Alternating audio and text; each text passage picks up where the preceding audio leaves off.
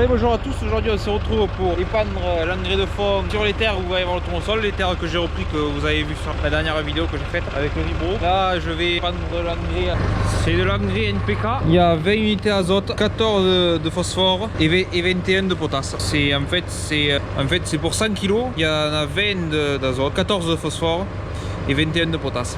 C'est du mélange, je vous montrerai, il a des couleurs, il est pas blanc quoi celui-là. Il y a du gris, du rouge et de l'orangé un peu. Donc là en fait, on l'a pas sur ces lots, mais normalement on a une densité ici qui est marquée. Là ici on l'a pas, mais par exemple on va voir sur l'ammonitrate, ici hop, on peut voir densité 1,40 kg pour le mètre cube. Avec ces valeurs là, en fait il y a juste à calculer, on prend 1 litre, la valeur d'un litre, et on va le peser. On prend une bouteille de litre, on va le remplir d'engrais, puis après on la pèse et on sait au moins la densité qu'a l'engrais. Avec ça j'ai l'application où j'ai par exemple le profil, voilà, j'ai rentré mon épandeur engrais, un MDS, c'est un 921, voilà. Je vais sur tableau d'épandage, je veux faire un engrais NPK, épandage normal. Je cherche mon engrais, s'il n'y est pas, je cherche la densité en fait qu'il a, celui qui se rapproche le plus quoi. Voilà par exemple. Là il me demande quelle vitesse je veux aller, donc moi je roule à 8 km/h. Hop, 8,1, voilà 8. Et la dose, en fait, pour savoir la densité qu'on va mettre, combien de kilos hectare on va mettre, on sait que dans 100 kg il y a 20 unités. Donc nous on cherche à mettre 60 unités d'azote par hectare. Donc on a 20 unités, 20 x 3, 60. Comme on veut mettre 60 x 3, il faut mettre 300 kg hectare. Ici, je règle ma dose à 300 kg. Et lui il nous dit qu'il faut ouvrir à 24. Et ça nous fait un débit d'engrais, si on veut tester, ça fait 48 kg par minute.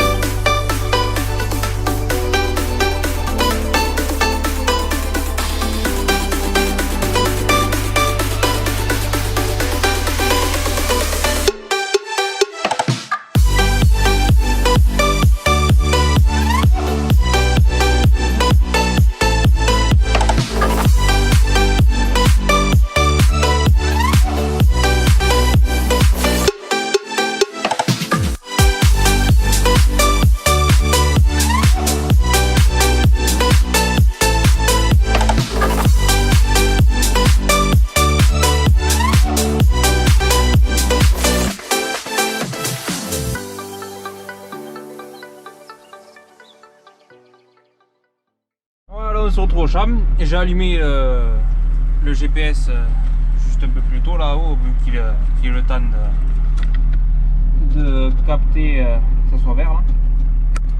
Donc là ce que je fais c'est hop, moi les champs ils sont déjà enregistrés, donc utiliser le localisateur. Là on a le nom des champs ici qu'on a donné et c'est celui-là. Hop, on certifie. Nous c'est un nouvel événement sur ce champ, il est normalement, voilà, faune tournesol. On charge, on est en 12 mètres, 5 cm de couverture, 3 mètres derrière, un circuit, et c'est parti. Là il nous trouve le champ, voilà, il nous a mis dessus. Là tant que j'y pense, je vais activer le surlignage. Donc voilà, ici on voit, c'est le travail que j'avais fait la dernière fois, là où je vous avais montré au début là. On voit quand même, ça c'est, il a plu un peu dessus, bon, pas ce que j'espérais. Il a fait 4 mm je crois dessus, même pas. Et bon, peut-être il prévoyait encore de la pluie. Peut-être que s'il pleut dessus avec l'air se plate ça se fera. Mais j'en doute, donc ça risque d'être la rotative partout. Ça en fait c'est un engrais.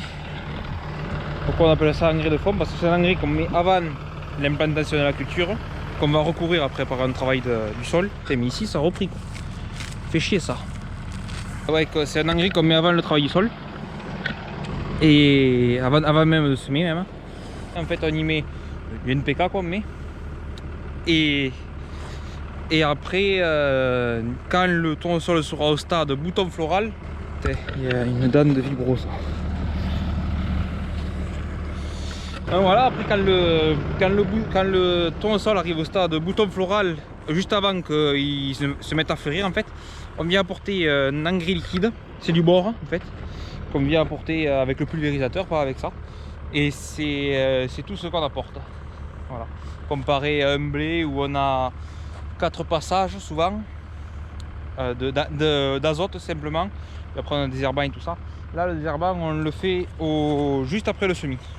Juste après, ça le fait la saison complète. Donc voilà.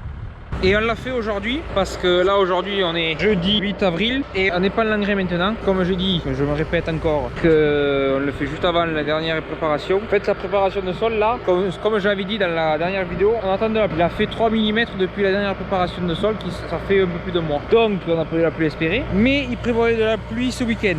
Donc après ce week-end on va voir s'il pleut. De toute façon, même s'il ne pleut pas, on est obligé de semer la semaine prochaine parce que les dates elles commencent le temps commence à passer et c'est la période de semis là.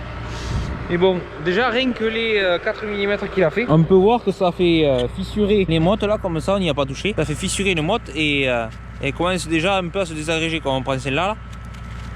Voilà. On commence déjà à faire du travail alors qu'il n'y a eu que 3 mm. Donc là, un coup d'air se plate à ça déjà. Et ça part en petits morceaux. Mais bon, comme pour les grosses mottes, même ça là, on voit bien qu'ici, ça c'est bien fissuré, mais pas jusqu'à l'intérieur quoi. Donc ça fera juste se couper comme ça. Et on aura encore des mottes comme ça, pareil pour ici. Et même on a encore des plus grosses mottes, donc comme là. Donc là, il faudrait vraiment qu'il pleuve dessus pour qu'on puisse affiner tout ça. Et bon après s'il ne pleut pas, et bien, ça sera rotative et de toute façon il faut en semer. En plus la réglementation veut que après un épandage d'engrais de fond, sous les 15 jours suivants l'épandage, il faut qu'on ait semé. Donc on est obligé de semer dans les 15 jours qui arrivent. Et bon la semaine prochaine on va le faire parce qu'on a le temps. Et voilà. J'espère qu'il va pleuvoir, ça se ferait du bien pour tout, même pour le blé. Je vais vous dire au revoir, j'espère que vous avez aimé la vidéo. Il n'y a pas eu trop de plans différents parce que avec ça qu'est-ce que je peux faire comme plan différent, ça ne sait rien. Mais bon, je vous montrerai l'essentiel de ce qu'on fait, ça sera peut-être une courte vidéo ou alors je la mettrai en même temps que la préparation du sol. Donc voilà, je vous dis à la prochaine pour la préparation du sol finale. On verra bien comment on le fait. N'hésitez pas à vous abonner, à liker et je vous dis à la prochaine vidéo. Au revoir.